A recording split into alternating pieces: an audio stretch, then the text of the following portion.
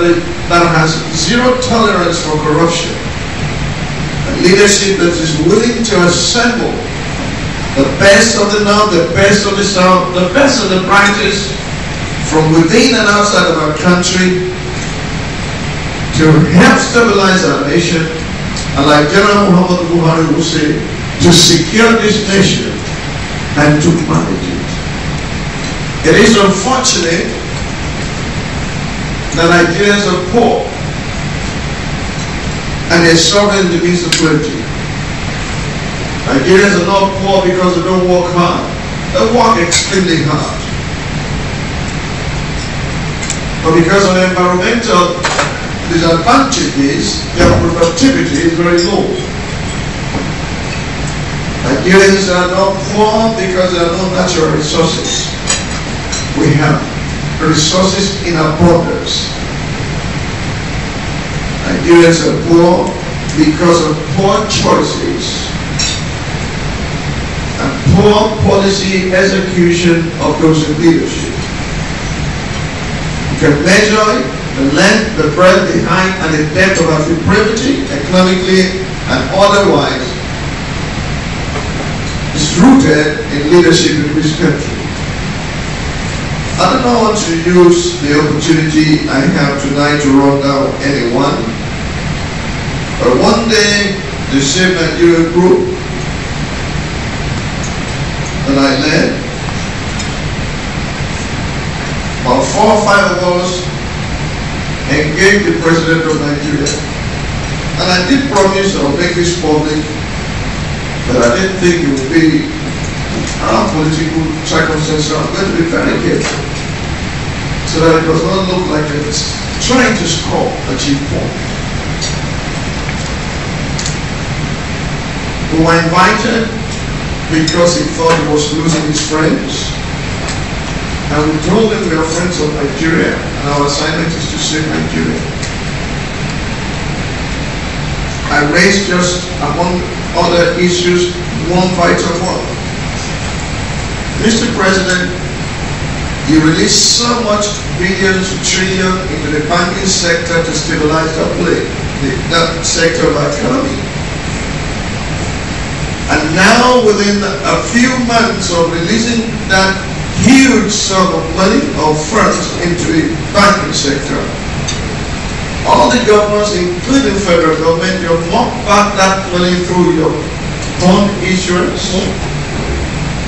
You release the money or the funds at this percentage to the banking sector. Your bonds, you're taking it back at a rate above inflation, a rate above the current even lending rate within the banking sector. Small, medium business people, small scale, they do not have access to credit anymore. This is the consequence of what we are doing, and this will be the spiral effect upon the economy. And when he told me, is that so? I don't know. We presented our paper that night and I said, we are in trouble, fellow countrymen and women.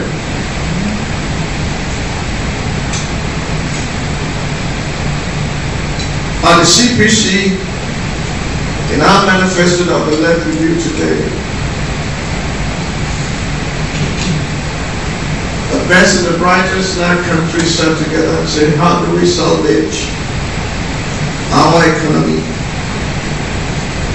How do we recover from these wasted years of poor policy choices? What must we do to ensure that our economy is robust again? That another generation can begin to experience the kind of hope that made General Gowon to say, Nigeria's problem is not money but how to spend it.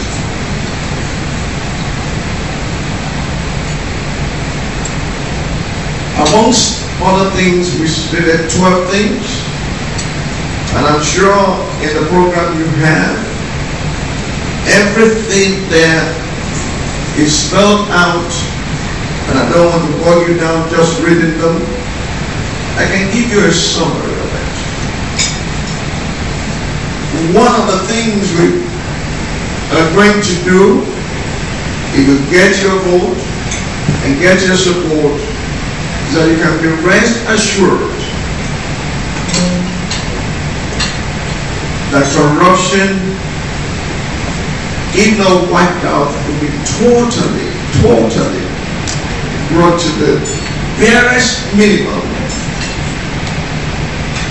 Our desire is to see the end of it completely, and that's why every time we emphasize we will secure this nation, at the back of our mind is the fact that one of the troubles, one of the ways to secure our country is to ensure that we deal with corruption head on. When we sat down and were planning, General Muhammad Bakare said, let us treat public officers of their humility when it comes to crime. That if they commit crime, they should not be entitled to enjoy any humility whatsoever. Because the moment you know you can be prosecuted regardless of the office you occupy, you think twice before you commit those crimes.